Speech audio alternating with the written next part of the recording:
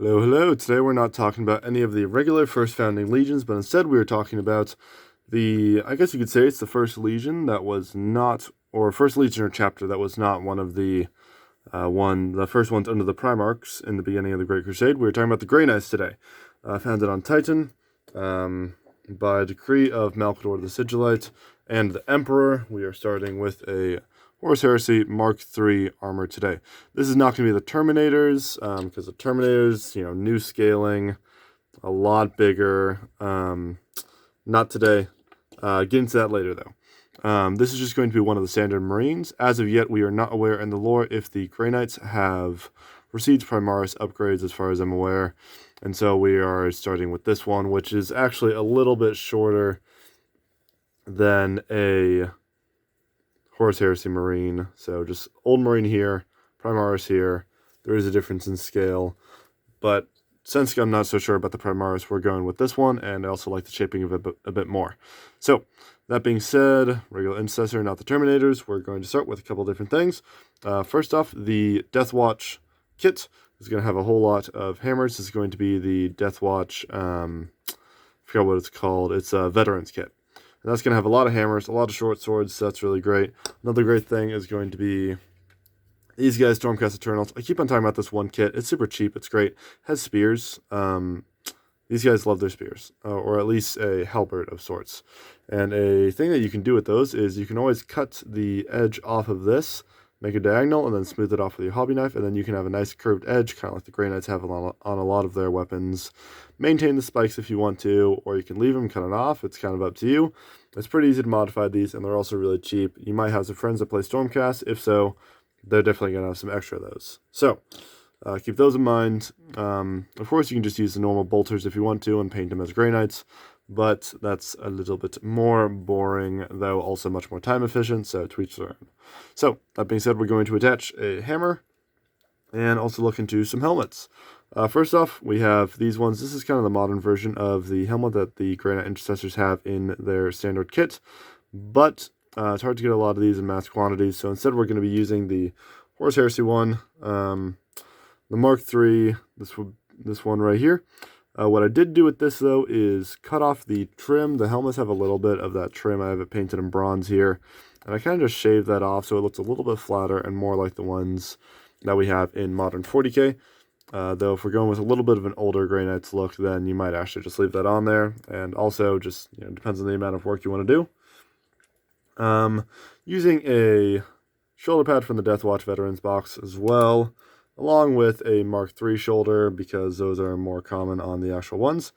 And I'm going to be pulling something fun with the gun that's mounted on his arm in just a bit. So with that being said, we're going to go ahead and attach the hammer and the head.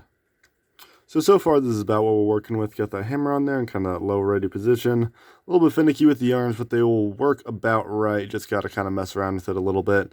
Next thing we're going to do is we're going to add some emblems and add some fancy stuff to the chest. I had a couple ideas there that I think you guys might like.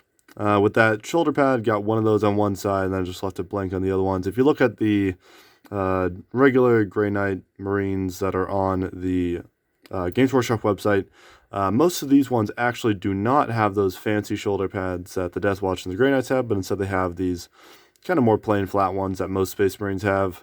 So feel free to just leave it like that if you don't want to use up your precious shoulder pads, which of course can be kind of hard to come by because there aren't all that many kits that they actually come in. So with that being said, we're going to move on to some of those fancy bits, and we will be right back with that. So definitely add any of those Inquisition bits you have, like this one right here. I add a little cross in the back, but that's pretty optional and all that sort of stuff. Nothing super important there.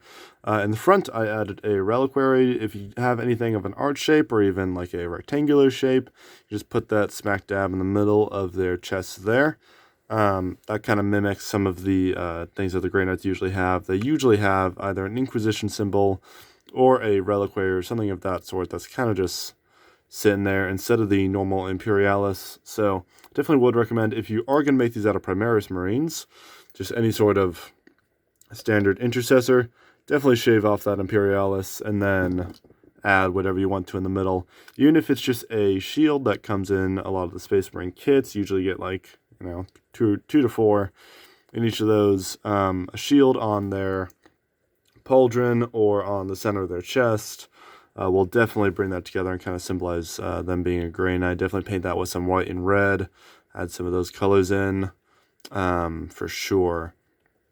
Besides that, I don't really have a ton of notes. The helmet, you can kind of work with. I know that with the Primaris, I wouldn't be surprised if Grey Knights get brought back and they either get a completely newly designed helmet, or they end up just using the standard Primaris, which would be pretty boring, but that's how it goes. As far as the weapons on the arms, I had a few ideas with that. So I'm going to put this aside.